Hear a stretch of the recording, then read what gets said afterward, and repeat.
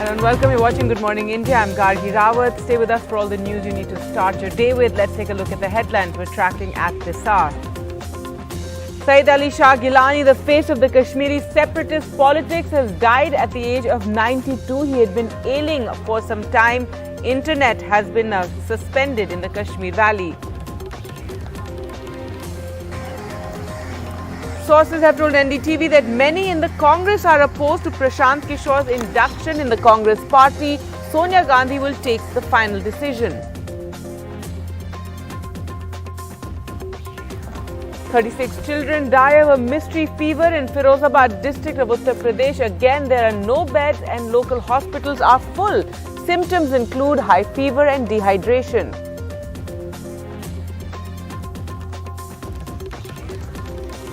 An Indian Army Jawan was ruthlessly beaten up by police personnel in Jharkhand just for not wearing a mask. After the video went viral, 3 cops have been suspended.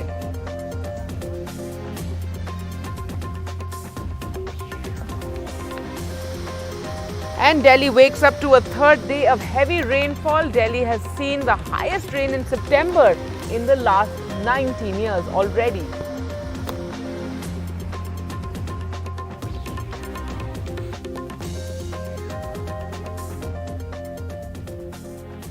Our top story, pro-Pakistan Kashmiri separatist Syed Ali Shah Geelani died at the age of 92 at his home in Srinagar. This was late on Wednesday evening. The hardliner Islamist leader had been ailing for a long time and had resigned from politics and the Hurriyat last year.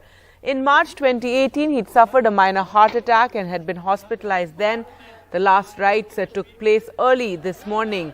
Security has also been strengthened in the Kashmir Valley following his death. Restrictions, including suspension of internet services, have been imposed now in the Kashmir Valley, according to Vijay Kumar, a senior police officer in Kashmir. Security has also been increased outside Mr. Geelani's residence. Some senior members of the Hurriyat have also been detained. Former Chief Minister of Jammu and Kashmir, when it was a state, has tweeted, Mehbooba Mufti tweeted, saddened by the news of Geelani Sahab's passing away. We may not have agreed on most things, but I respect him for his steadfastness and standing by his beliefs. So, Mehbooba Mufti there giving her condolences. Well, let's go across to Neeta now for more. And Neeta, while Mr. Geelani, had not been very active in the last couple of years, but he'd been such a force in Kashmir politics for so many decades, and now internet services have been cut in the Kashmir Valley. Yes, Gargi, he was not keeping well for last 2 years. In fact, he was not there in the public life also. But he has left a legacy of separatism because he was always known as a hardliner leader of Hurriyat, Tehreek-e Hurriyat. That's what he would be known for, because, if we remember in 2010 onwards and all, when there was so much of resistance going on in Kashmir Valley, his one hartal call used to get so many people on roads, but slowly he had also lost his glamour also. Last couple of days he was not in active politics or active anything. He was not well for last 2 years. In fact, after 2019, the Indian government, the center, has initiated many steps against many hardliners, which also included Hurriyat leaders also. Many cases were also registered, but he is the lone leader of Hurriyat who was also awarded with a award of Nishan-e-Pakistan. That is the highest civilian award as far as Pakistan is concerned. Yesterday he breathed his last this thing at his Hyderpura residence. After that there was an immediate clampdown of services around that area also, heavy security deployment. He was buried early this morning. That is what we are being told in Hyderpura itself. Though, his family family had wanted that he should be buried in the martyrs ground, but he was buried just outside his house, just few meters away from his house, where arrangements were made. There was a call given by, last night there were in many masjids, there were call being given to come out of their houses to show solidarity to Mr. Geelani, but the JK administration had taken full precaution. They had put arrangements, bandobast in order, and they had dissuaded people. In fact, the IG Kashmir, Mr. Vijay Kumar, could be heard saying that only immediate family members would be allowed to go and meet the family. So there is a strict law, kind of a clamping down as far as Kashmir Valley is concerned. Internet services are also down in Valley, specifically in areas where, Hurriyat holds influence. Some of the prominent and some of the leaders, some of the workers were also rounded up by the UT administration, that is the Jammu Kashmir administration, late last night because they anticipated some kind of trouble. Mr. Geelani, was initially linked to politics, and he in fact fought elections from Sopore constituency also, where he won. But then he left politics and joined the social religious organizations. He was also, associated with Jamaat-e-Islami, but later then he became the chairman of All Party Tehreek-e-Hurriyat. Gargi? All right, Neeta, thanks so much for joining us with all those details and of course developments with the internet being cut there in the Kashmir Valley. This after Mr. Syed Ali Shah Geelani has passed away at the age of 92, as Neeta described. He was a separatist leader, somewhat controversial there in Kashmir. Well, moving on to other news now. Congress Chief Sonia Gandhi will take a final call on the induction of election strategist Prashant Kishor in the party after a series of meetings with senior leaders, many of whom are opposed to the idea, sources have told NDTV. Now, Mr. Kishor, who had a botched stint with Nitish Kumar's Janata Dal United, had a series of meetings with the three Gandhis in July, where a role for him in the party was explored in detail. Rahul Gandhi and Priyanka Gandhi Vadra worked with Mr. Kishor in the run-up to the last UP elections, and sources say they have no objection to his joining the party. But the party's senior leaders are divided over this recruitment. Some say it would be good, others are not so keen. Let's go across to Sunil Prabhu now for more. And Sunil, so what are you hearing from the Congress regarding Prashant Kishor? There's been so much speculation about, whether he will join the Congress and what role he'll play. Typical Congress, Gargi, and as you are well aware, Sonia Gandhi will definitely have to take that final call. Prashant Kishor has given his ideas, public rallies, opposition get-togethers, some not too, palatable ideas for the Congress party. But definitely she's listened in and got notes from Mr. K.C. Venugopal, the AICC General Secretary in charge of organization. Along with him was Ambika Soni as well as Mr. A.K. Anthony. So a lot of deliberations have taken place, and the final decision now will have to be taken by the Congress President Sonia Gandhi. The big question, of course, is Prashant Kishor, for many, is seen as good optics, something that will help the party, which is facing not only in fighting in states where they're in power, but factionalism in state after state, even where they're not in power. And they hope that this will, even though they say he does not have a magic wand, and his ethos and his culture might not go well with the Congress party, there are definitely issues which will need to be addressed. And finally, Sonia Gandhi, as one senior Congress leader says, will have to take that call. But as you are well aware, in the Congress party, these deliberations take months, if not even a year, to take a final call on that. All right, Sunil, thanks so much for joining us with all the latest developments there. Now, after the Khel Ratna, now former Prime Minister Rajiv Gandhi's name will be removed from a national park in Assam. On Wednesday, the Assam cabinet passed a resolution to rename the Rajiv Gandhi National Park at Orang to the Orang National Park. The park has one of the highest density of Royal Bengal tigers in the country. The state government claims the decision has been taken after several organizations had approached the state government urging for a name change. Let's go across to Ratnadeep for more. And Ratnadeep, there have been reactions, especially from the Congress, who said that if when they come to power in Assam, they're going to reverse this decision.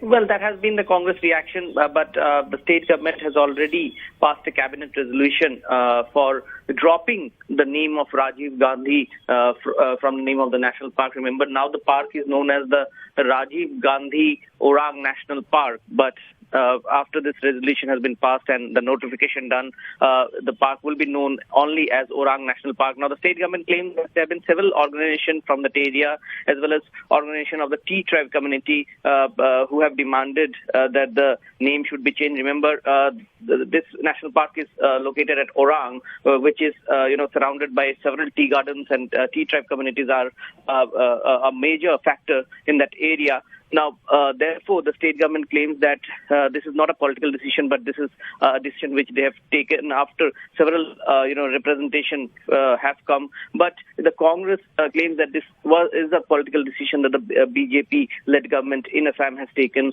and therefore, the Congress has sharply reacted. We'll have to watch out in terms of the notification when it comes out. But after the Khel Ratna debate that has taken place, now it seems that one of the national parks is losing its tag associated with the name of former Prime Minister Rajiv Gandhi. All right, Ratnadeep, thanks so much for joining us with those details. Now, an Indian Army Jawan was ruthlessly beaten up by police personnel in the Chhatra district of Jharkhand for not wearing a mask. A video of the incident has gone viral on social media and messaging apps, stoking much anger. Following this outrage, three police personnel along with 2 other officials have been suspended.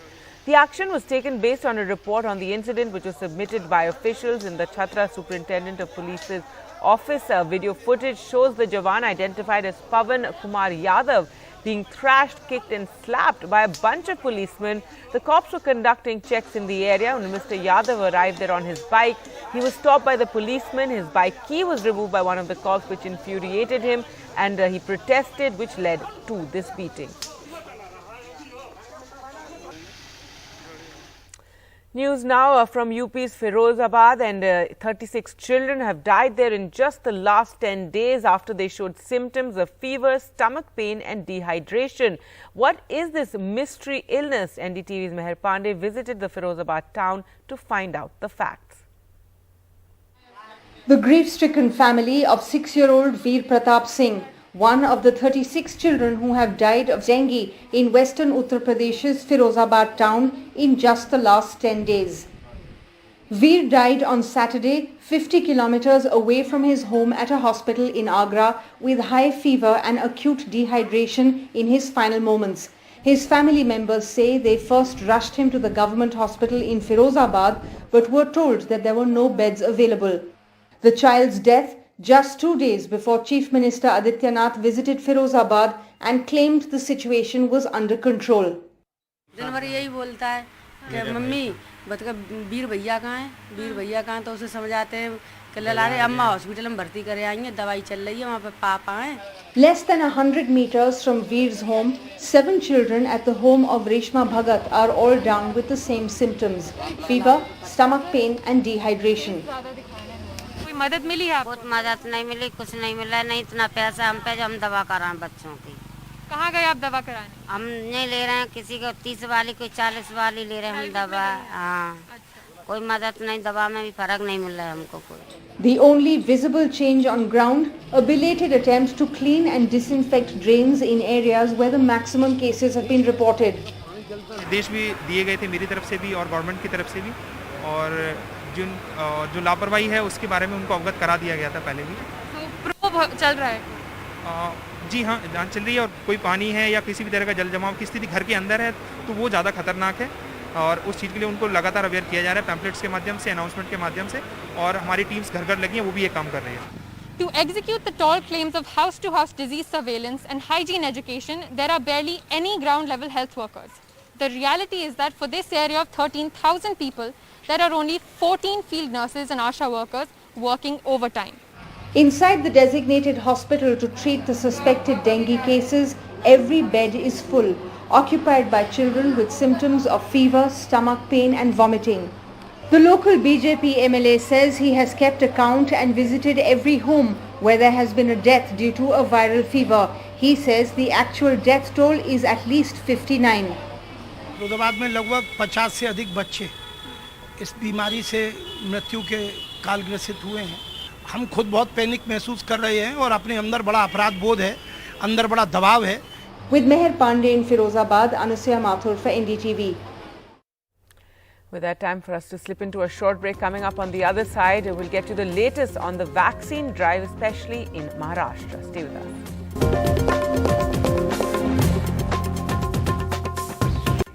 Welcome back. Nearly 2.5 million citizens have been doubly vaccinated in Mumbai, but 7,057 of them have also been infected with coronavirus after receiving the vaccines. The BMC task force says that those who have received both doses of the vaccine don't require oxygen or even heavy medication, even if they are hospitalized. 7,057 people have contracted COVID after taking both doses of the vaccine, a BMC survey says. Of the 7,057 infected after both doses, 52% are over 60 years old.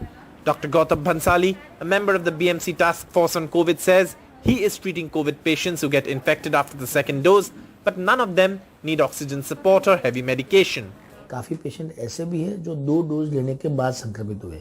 कल ही जैसे मैंने 6 patient भर्ती किए, उसमें से 4 मरीज ऐसे हैं जो 2 डोज ले चुके हैं और 2 डोज को सेकेंड डोज को लिए हुए भी 1 महीना के ऊपर हो गया है। उसके बावजूद भी उनको कोविड इन्फेक्शन हुआ है विद सम सिम्टम मतलब गला खराब होना है, खांसी होना है, बुखार थोड़ा तेज आना है, वो सब चीज़ें हुई है। बट ऑक्सीजन की रिक्वायरमेंट उनको नहीं है या बहुत ही हायर एंटीबायोटिक की जरूरत उनको नहीं लग रही है। एक तरह से स्टेबल कंडीशन है। The entire Halari family in Mumbai was COVID positive together in the month of July. Everyone had taken the second dose of the vaccine in April itself. Dr. Shrishti Halari, 26 years old, had been infected by the coronavirus once before the vaccine and twice after taking both doses of the vaccine. Her father, who's also a doctor, has been infected after both doses of the vaccine. But vaccination saved them from severe symptoms. In Mumbai, around 25 lakh people have taken both vaccines. In an ongoing survey, the BMC has covered about 4.5 lakh doubly vaccinated people, amongst whom only 1.5% have been infected after the second dose. अभी जो सब चीज़ें open हो गई है, लोगों ने पार्टियां करनी शुरू कर दी है, उसकी वजह से भी बहुत ज़्यादा अभी कोविड वापस होने का खतरा बढ़ता जा रहा है।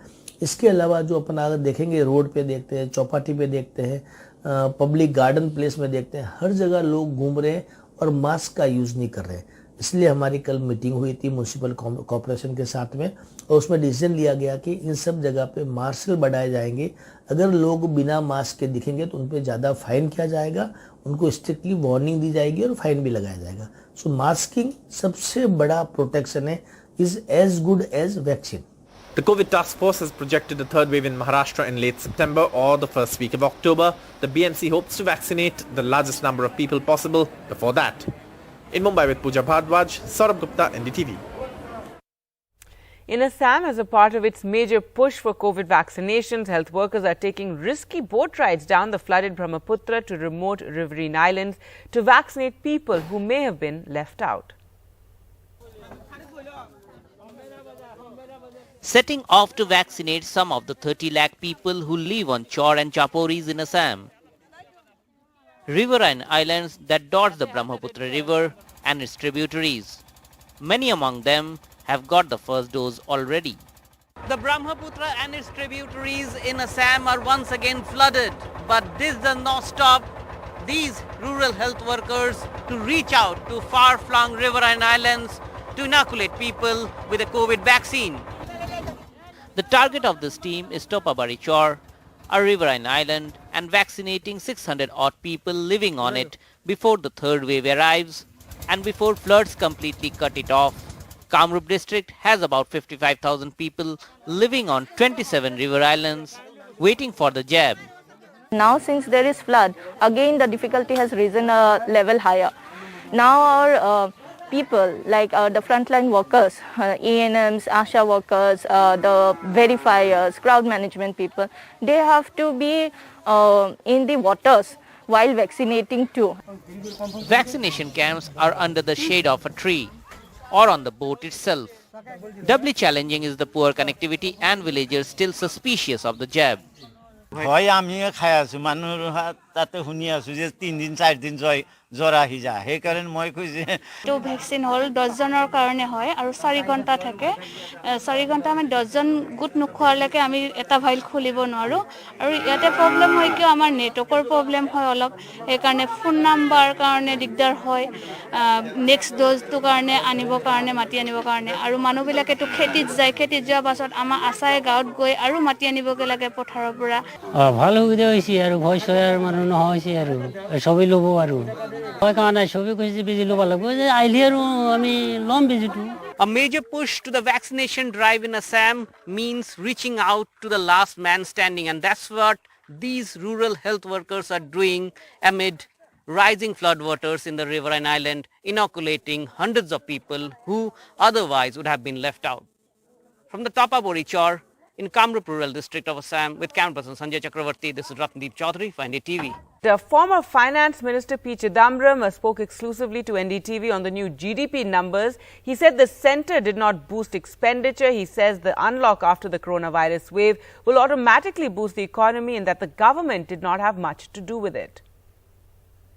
While we still have a way to go before we can properly talk of a recovery, that there is now a gradual economic uptick, and would you give the government some credit for it, as they themselves claim that they you know, this is not just on its own, it's not automatic, it's a result of various steps they've taken? On the contrary, it is automatic. From a lockdown, if you unlock and people start consuming, people start going out and working and producing, it will be an uptick. But what has the government got to do with it? If the government wants to claim credit, what the government should have done is sharply increase public expenditure, sharply increase public investment. And then I can understand that the government claiming credit for that. But this uptick is not because of heightened public investment or greater public expenditure. Just look at the numbers that you put out on your screen a little while ago. It is only because people have started working and people have started consuming. This is the antidote to the lockdown. When the lockdown is relaxed and you open up, it will be a growth. Government could have done another thing. Government could have given cash doles to the bottom 20% or 25%, and they would have consumed more. The government did neither. Government did not boost expenditure by cash transfers. Government did not boost public investment. Look at the numbers put out in the budget at a glance on the first quarter numbers. Government did not boost public expenditure either. So I give little credit to the government. If you want me to give credit to any government institution, I will give fair high marks to the RBI, which ensured that there's enough liquidity in the system. But even that is beginning to return diminishing returns. Well, news now of Delhi, and heavy rains continue to lash Delhi and neighbouring areas this morning as well, resulting in waterlogging in parts of the capital and inconveniencing commuters. Delhi has seen the highest rain in September in 19 years.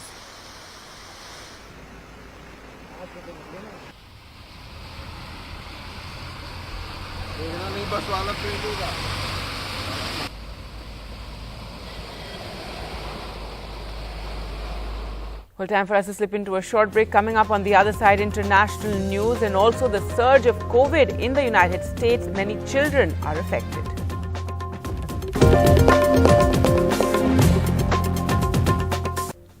Hello and welcome. You're watching Good Morning India. I'm Gargi Rawat. Our top story: Congress Chief Sonia Gandhi will take a final call on the induction of election strategist Prashant Kishor in the party after a series of meetings with senior leaders, many of whom are opposed to the idea, according to sources that have told NDTV. Mr. Kishor, who had a botched stint with Nitish Kumar's Janata Dal United, had a series of meetings with the three Gandhis in July, where a role for him in the party had been explored in detail. Now, Rahul Gandhi and Priyanka Gandhi Vadra have worked with Mr. Kishor in the run-up to the UP elections, and sources say they have no objections to him joining the party. But the party's senior leaders are divided over the recruitment, with some keen saying it would be good optics for the party, but others say it will not make a difference and the Gandhis must be ready to listen.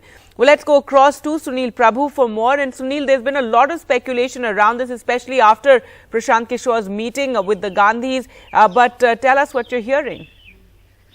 Well, Gargi, firstly, of course, typical of the Congress, there are three different views within the party, whether he will really help resurrect the party because where it's facing factionalism, fighting within not only where it is in power, but even in states where it is not in power. Mr. Prashant Kishor gave them a roadmap about public rallies, opposition get-togethers, and a whole lot of other issues which are not so palatable to the Congress party. And within the dissenting group, there has been reports that they were opposed to Mr. Prashant Kishor. And it's not only them. There are others who are also opposed and believe that it might be good optics, but will Mr. Prashant Kishor be able to understand the ethos and the cultures of the Congress party and the ways that it functions in? And it's in that context that the Congress president wanted a wider consultation, which was done, as you rightly said, in July.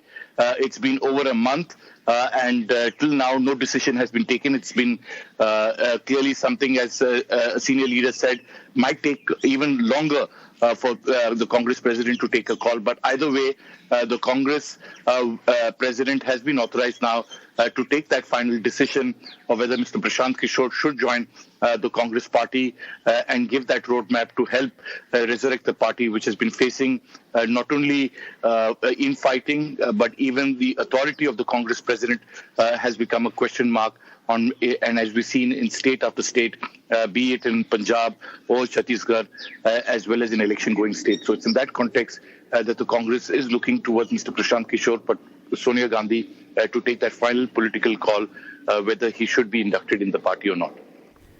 All right, Sunil, thanks so much for joining us with those details of what's going on this particular story. News now from Jammu and Kashmir, where pro-Pakistan Kashmiri separatist leader Syed Ali Shah Geelani died at the age of 92 at his home in Srinagar. He died late on Wednesday evening. The hardliner leader had been ailing for a long time and had resigned from politics and the Hurriyat last year. In March 2018, he'd suffered a minor heart attack and had been hospitalized.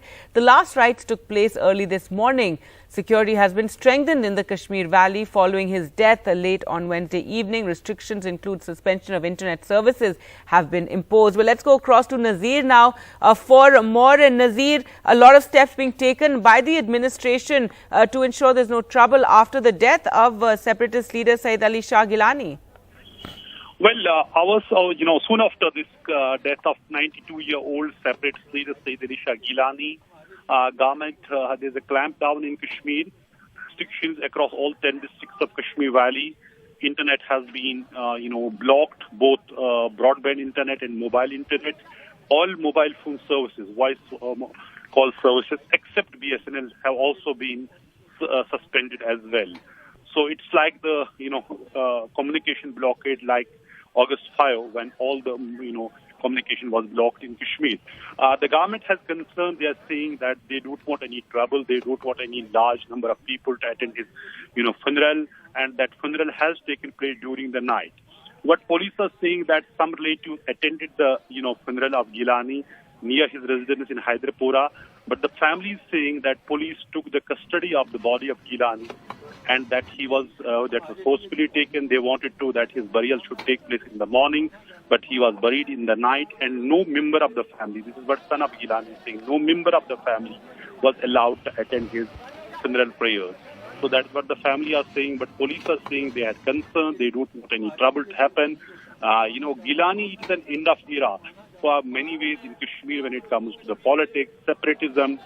Geelani was a MLA for many times of Jammu and Kashmir Legislative Assembly.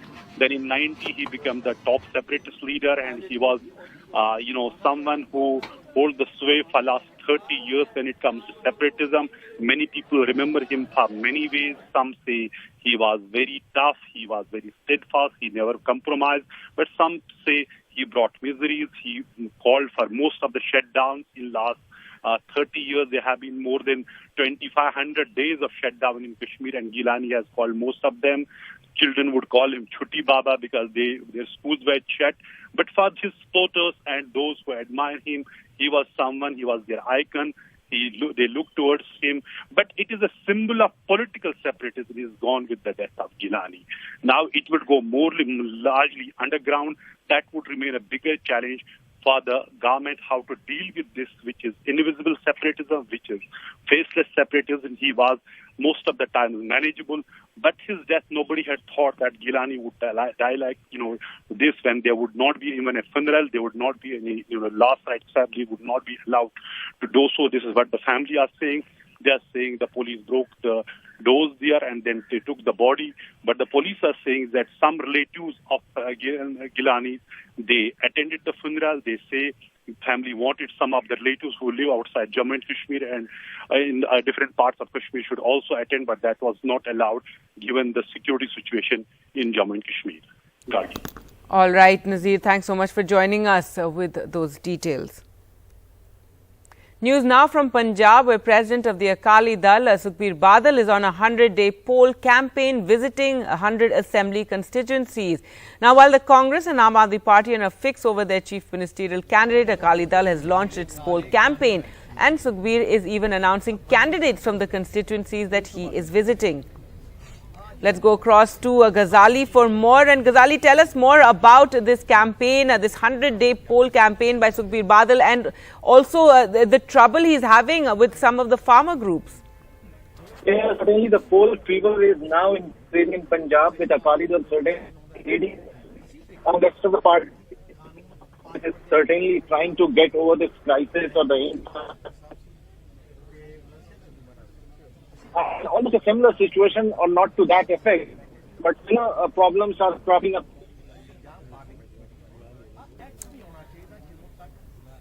All right, well, Ghazali, they're telling us about Sukhbir Badal's 100-day poll campaign.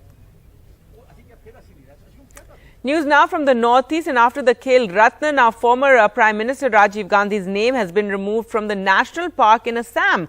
On Wednesday, the Assam cabinet passed a resolution to rename the Rajiv Gandhi National Park at Orang to the Orang National Park. The park has one of the highest densities of Royal Bengal tigers in the country, and the state government claims the decision was taken after several organizations had approached the state government urging for a name change. Well, let's go across to Ratnadeep for more. And Ratnadeep, so the government claiming that it was because of locals that this decision was taken, but the Congress upset, calling it a political one. That's right. The Congress actually reacting, claiming that it is a political decision, given the fact that it comes in the backdrop of the Rajiv Gandhi's name being removed from the Khel Ratna, and now the Rajiv Gandhi Orang National Park from now on would be now only known as the Orang National Park. So the name of the former Prime Minister has been removed through a cabinet resolution passed last evening in a cabinet meeting in Guwahati, led by Chief Minister of Assam, Himanta Biswa Sharma. Now, the state government claims that several organizations from that area, including several tea tribe community organizations, have written to the state government urging for the name change. However, the Congress is claiming that it is a political move. One has to see that whether other institutions in the name of the former Prime Minister also the name change takes place in future or not, because there are several other institutions in Assam, including stadiums and other venues where the name of the Gandhi family is used. Remember this Orang National Park, when it was first named as a wildlife sanctuary, then at the point of time the Congress government had taken a move of naming it after Rajiv Gandhi, but at that point of time also there was local resistance. It was named after Rajiv Gandhi only after it was elevated to a status of a national park in 2001 when the Tarun Gogoi government came to power. It was named as the Rajiv Gandhi National Park, and now the BJP-led government has removed Rajiv Gandhi's name from the name of the national park. All right, Ratnadeep, thanks so much for joining us with those details. All right, in some sad news coming in, Chandan Mitra, editor, politician who had been ailing for some time, passed away late last night. This was confirmed by his son, Prashant Mitra, who tweeted that since it's already out there, Dad passed away last night. He'd been suffering for a while. Chandan Mitra was 65 years old. Narendra Modi, the Prime Minister, tweeted, Shri Chandan Mitra ji will be remembered for his intellect and insight. He distinguished himself in the world of media as well as politics. Anguished by his demise, condolences to his family and admirers. Welcome back. News now from Chennai, and in Tamil Nadu, schools and colleges have reopened. In Tamil Nadu, classes 9 to 12 have reopened with 50% capacity. Colleges and polytechnics have been allowed to open. Classes are allowed at 50% strength and no entry for symptomatic students, teachers and staff. And there will be thermal screening, masks, hand sanitizers are all mandatory. And 95% of the school teachers and staff are vaccinated, according to the Tamil Nadu Health Minister. Let's go across to Sam for more. And Sam, you're at the Loyola College. Tell us what it's been like on day 2 of schools and colleges reopening. That's right, Gargi. It's day 2 at Loyola College, and generally across Tamil Nadu, colleges seem to be going slow. They are reopening in phases. For instance, at Loyola College, where I am right now, they have reopened only for the postgraduate students and the final years. In fact, final years in both cases, UG and PG. Hostels have been open, but the government wants the hostels to be open only if it's required. They're encouraging students to stay with their friends or families if possible, so that there will be no overcrowding. Loyola College also has the hybrid model, so students who want to do it online can continue to do so that their academics will not be affected. Let's speak to some students and professors here. Thank you very much for your time. Siddharth, how is it to be back? Very happy and very excited to come back. I was here in the first 10 months of college. That was my on-campus. And over here I was online. So really glad to see my friends, my professors, and finally get the college life that I lost once. So just playing a play button again. It was paused, but playing play. And I hope it goes well and goes like this. Right. Jacqueline, you are a postgraduate student. Almost after a year, you are stepping into the campus. You've been completely online last year? Yes, completely online. Actually, we came here for 1 month, I guess, from February, and we were trying to enjoy our college life, and then we got into lockdown again. I'm doing my digital journalism course, which was really tough doing online. We needed practical knowledge, we needed photography and editing classes. It was really tough for us. Now I guess we can cope up with some syllabus, and now we can finally learn some things online, yeah, practically. Anthony, is there also a sense of fear that when colleges reopen, there could be spread of virus? Have you been vaccinated? Yeah, I've taken both the vaccines. And exactly as you said, parents do fear that their students might catch up the virus. I think if students go for both the jabs, they might be pretty sure about it. And I also think the parents should be a little more, they should be looking forward to sending the students to the campus, because online learning can never compensate the learning that you get from your teachers at the campus. Right. Yeah. Professor Anthony Swamy, the HOD. Sir, in terms of placements, what do you have to share over the last 1 year when campuses were closed and largely virtual learning? In fact, the campus placement was really good last year. According to the Economic Times, Loyola College is one of the top 2 colleges that placed a large number of students in India, and the top college in Chennai to place a large number of students. In fact, there were 108 companies that recruited our students last year online, and 450 students were placed.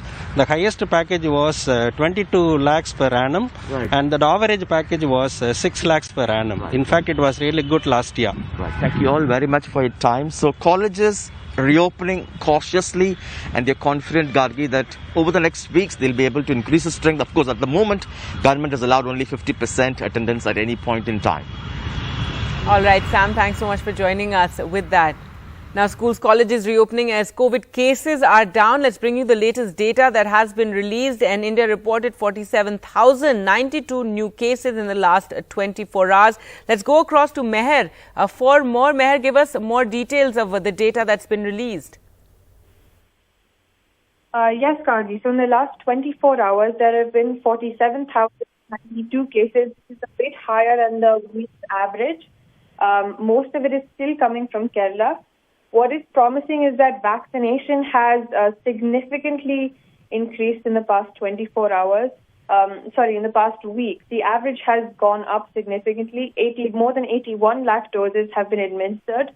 And this is now close to the needed rate of over 1 crore vaccines per day. Now that September has started as well, Covisshield's vaccine supply is also expected to go up. They're going to supply 20 crore doses this month. So, and then next month, the Zycov-D vaccine will also be supplied. So, vaccination is doing really well. So, that is promising, but cases are still rising in certain parts of the country. All right, Mayor, thanks so much for joining us with those details. So, that's the latest data that has been released by the Health Ministry. Now, according to a new study, there is a direct link between air pollution, obesity and asthma. There are findings of a latest comparative study between children in Delhi and children living in cleaner cities like Kottayam and Mysuru. Delhi children were found that 39.8% were found to be overweight or obese, and 29.3% of Delhi children were found to have asthma. Delhi average PM 2.5 reported is 80 to 200 microgram per meter cube. We all know that in pollution months it goes 500, 600, 700 also, but this is the average figure which is reported. As opposed to this, Kottayam reports an average 40 to 50 and Mysuru reports an average 15 to 30. So we thought, why not we look at the lung health of children in Delhi and compare it with the lung health of children living in these two comparatively greener cities and see if there is a difference. Children from Delhi were more obese and overweight than children from Kottayam and Mysore. Clearly, that was a very, very important observation. And those who were obese or overweight, they had a significantly higher odds of having asthma as compared to those who were normal weight. The association between obesity and higher prevalence of asthma is perhaps being reported for the first time in India in this study. And I believe this is an extremely important observation that is clearly very, very important. And we really need to do something in a big way to bring about this change. Welcome back. Well, let's now take a look at the COVID situation, especially in Kerala. Now, with over 85% of COVID patients in Kerala isolated at home, the state needs to step up measures to curb the daily surge, is what the Union Health Ministry sources have said yesterday, stressing on a smart and strategic lockdown. Kerala has not been following the centre's advice while reporting the highest daily cases in the country. Officials insisted, adding that neighbouring states are now feeling the impact. Well, to talk more about the situation in Kerala, we're joined by Dr. Sonia Gandhi, member Lancet Commission, COVID India Task Force, and Dr. Padmanabha Shenoy, rheumatologist and immunologist from Kochi. First to you, Dr. Sunila Garg.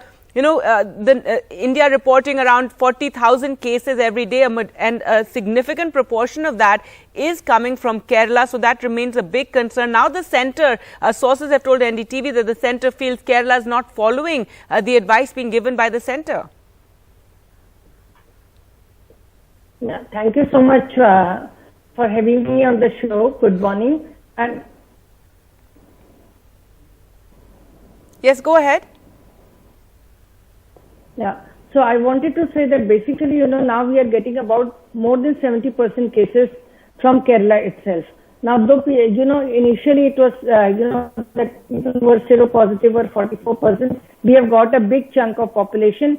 But one thing which is very, very important is that we have to see that how much is the contact tracing, and particularly, when we talk about, home isolation, how people are being managed after Onam, whether the COVID appropriate behavior is being followed or not.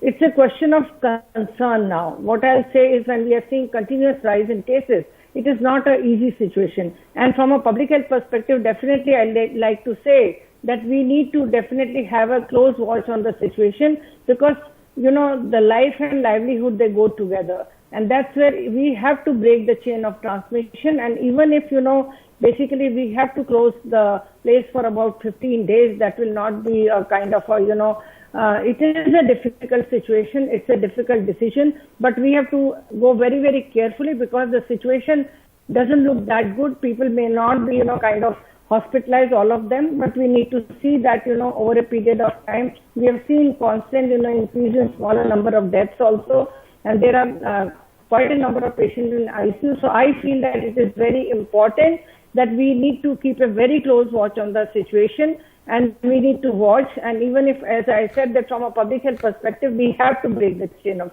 transmission.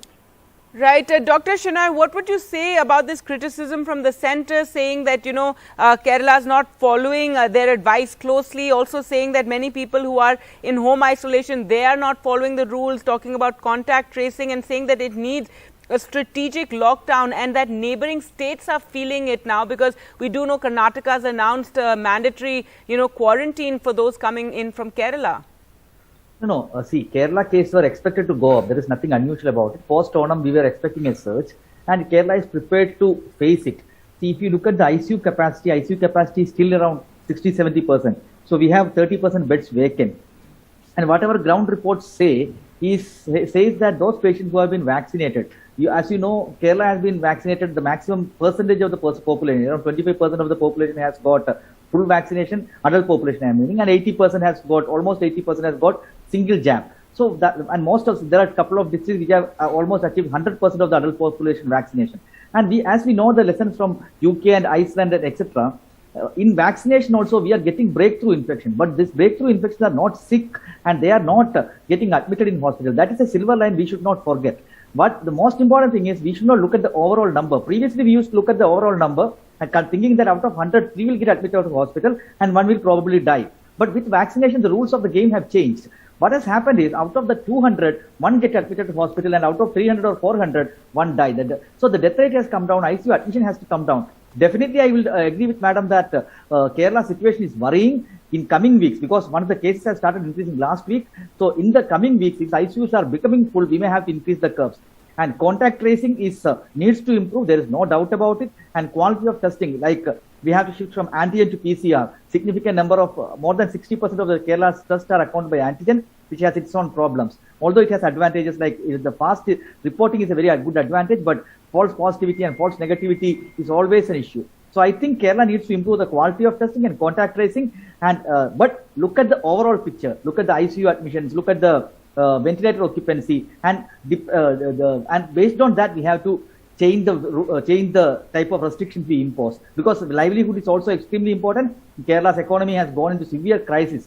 For the first and second wave, severe curbs in place, and people are on one side of poverty has increased and people are committing suicide. Already we have lost 40 lives in last 2 months. So that is not, we should not forget to see that. So my point is, death per million of Kerala, if you look at with the exact figures, Kerala's death per million is 1,200, where most of the other states death per million is around double of that, 2,000, 2,400. So the basic message is, during this wave, we have to be very careful, keep our deaths low, because whatever we have achieved is with a lot of social and economic causes. And we, at the last leg of the pandemic, Kerala cannot afford to lose that. So we have to strike a balance and move very cautiously forward.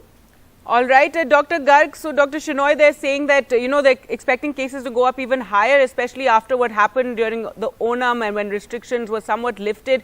But what does this mean for the rest of the country? We were talking about the Sero survey that showed that, just 40% of Kerala had been affected in the second wave. Is that the reason cases are going up there? And perhaps we won't see the same thing happening in other states where the Sero survey showed that much more of the population had been affected during the second wave? That could be one of the reasons that, in the Sero survey, we saw that only 44% were Sero positive. That's a point of credit that Kerala protected, many of the individuals. But you see, over a period of time, when the state does not compromise, or the state has compromised with the COVID appropriate behavior, state has compromised with, as has been mentioned, with the contact tracing, most of the people in home isolation are not following the guidelines. So that is where we are seeing that continuously, 70% contribution of the state towards the number of cases. That's a cause of worry. That's what I feel that, that's where the administrative authorities have to take a strict action. So today, you see, when we may see that there is no, there is no surge on the hospitals and all, but then, we cannot afford to just looking at the situation and watching that it is 70% and something like that. We have to break the chain of transmission. That is one thing which is very, very important. We all are aware of the fact that Kerala's success story has been good in the past and has been quoted as the best. Yes. That is, I'm talking of the first wave, but then now, basically from a public health perspective, we have to, vaccination is also quite good, but breakthrough infections are also there. And we need to narrow the gap between the first and second dose also, because we have got about, we'll say that out of 2.9 crore doses, if I was to see in Kerala, 2 crore 12 lakhs are, first doses and 78 lakhs are second doses. So we need to also compromise, or we need to also see that whether we have to reduce the number of, the gaps between the two doses have to be brought down to about 8 weeks, so that we can also, as has been pointed out earlier, that we can prevent the breakthrough infections also, and we need to keep a watch on genomic sequencing as well. All right. Yes, the fear of another variant emerging, but that closing of the gap or reducing of the gap, that decision has to come from the centre, and that's something that many of you experts have spoken about. Thank you so much, Dr. Shenoy and Doctor, for joining us on the program. Welcome back. News from Delhi, and Delhi woke up to a third day of heavy rainfall. Delhi received 117.7 millimeters in the last 24 hours. That's a 1,276% surplus in rain. So there you can see a more waterlogging being seen in parts of the capital and neighbouring areas. And that, of course, is a problem for the morning commuters. Well, let's go across to Akshay for more. Akshay joins us from ITO. And Akshay, yesterday as well, we saw heavy rainfall and, visuals of flooded roads from Delhi and from Gurgaon as well. Tell us about the situation this morning. Well, right now we are at ITO, and as you can see, the vehicles that are stuck in these waterlogged roads are struggling to get out of the water. You can see there is heavy traffic. As far as the roads are concerned, there are several cars and buses that have broken down because of the heavy waterlogging on this particular route. Certainly the commuters are facing a lot of difficulties. You can see a lot of smoke is coming out of this car, which clearly shows that water has also entered into this particular car as well. And similarly, many of these commuters, you can see, who are now trying to fix their vehicles, are facing a lot of challenges as far as the commuting is concerned. Many of the people certainly are asking questions that there were several promises made by the NCD, by the Delhi government, that Delhi this year will not witness waterlogging as far as the main routes at least are concerned. But all promises have fallen flat as soon as rains started in the month of September. Yes, this is highest rain in about 19 years as far as the month of September is concerned. But it was expected that Delhi will be better prepared as far as the preparations for waterlogging are concerned. We'll try and speak to some of the people who are here and facing problems and try to understand that what exactly is the situation in other parts of the city as well. भैया एक बात बताइएगा, auto खराब हो गया आपका, कितना पानी है यहाँ से, कितना ट्रैफिक है इस वक्त? काफ़ी जी, ITO से भी आगे तक है और यहाँ पर एक घोटों से भी आगे ऊपर तक पानी है, बहुत पानी है यहाँ पे। तो क्या गाड़ी खराब हो गई है अभी आपकी? हाँ जी, धक्का मार के लाए पानी में धक्का मार के लाए। हाँ जी। तो काम पे जाने के लिए या फिर आपका जो काम है उसमें किस तरह से असर पड़ रहा है? 3 दिन बहुत असर पड़ रहा है जी, 2 घंटे हुए जा रहे हैं यहाँ फंसे 1-1.5 घंटा हो गया। Some other people here as well who are present and trying to fix their vehicles. भैया आप कितनी देर से है यहाँ पर? हम वहाँ से हैं, DTC ब्रेक डाउन से हम। अच्छा, हमारी देखो हमारी बस खड़ी है और हमारी वो आ रही है, हम तो खुद परेशान हैं और बहुत काफ़ी हमें 1-1.5 घंटा हो गया इसमें। So these gentlemen are from DTC and trying to remove that bus that has gotten stuck in the water, and this is not the situation only on one side of the road, but if you look at the other side of the road as well, there is a lot of waterlogging and vehicles are getting stuck in the water, which is even knee-deep in certain areas as far as this road is concerned, and the situation is almost the same if we talk about several other roads in the national capital. Gargi? All right, Akshay, thanks so much for joining us with that. And it's, experts are saying short bursts of heavy rain is going to be, more regular in the years to come, and really not a good sign for cities, as a short burst of heavy rainfall lead to scenes like this, flooded roads and commuters being highly inconvenienced. There you can see vehicles also breaking down. News now from Mumbai, where nearly 2.5 million citizens have been doubly vaccinated, but 7,057 of them also got infected with COVID after the vaccine. But the BMC task force says that those who have received both doses of the vaccine don't require oxygen or heavy medication, even if they are hospitalized. Here's a report. 7,057 people have contracted COVID after taking both doses of the vaccine, a BMC survey says. Of the 7,057 infected after both doses, 52% are over 60 years old. Dr. Gautam Bhansali, a member of the BMC task force on COVID, says he is treating COVID patients who get infected after the second dose, but none of them need oxygen support or heavy medication. काफ़ी patient ऐसे भी हैं जो 2 dose लेने के बाद संक्रमित हुए. कल ही जैसे मैंने 6 पेशेंट भर्ती किए, उसमें से 4 मरीज ऐसे हैं तो 2 डोज ले चुके हैं और 2 डोज को सेकेंड डोज को लिए हुए भी 1 महीना के ऊपर हो गया है. उसके बावजूद भी उनको कोविड इन्फेक्शन हुआ है विद सम सिम्टम मतलब गला खराब होना है, खांसी होना है, बुखार थोड़ा तेज आना है, वो सब चीज़ें हुई है. बट ऑक्सीजन की रिक्वायरमेंट उनको नहीं है या बहुत ही हायर एंटीबायोटिक की जरूरत उनको नहीं लग रही है. एक तरह से स्टेबल कंडीशन है. The entire Halari family in Mumbai was COVID positive together in the month of July. Everyone had taken the second dose of the vaccine in April itself. Dr. Shrishti Halari, 26 years old, had been infected by the coronavirus once before the vaccine and twice after taking both doses of the vaccine. Her father, who's also a doctor, has been infected after both doses of the vaccine. But vaccination saved them from severe symptoms. In Mumbai, around 25 lakh people have taken both vaccines. In an ongoing survey, the BMC has covered about 4.5 lakh doubly vaccinated people, amongst whom only 1.5% have been infected after the second dose. अभी जो सब चीजें open हो गई है, लोगों ने पार्टियां करनी शुरू कर दी है, उसकी वजह से भी बहुत ज्यादा अभी कोविड वापस होने का खतरा बढ़ता जा रहा है.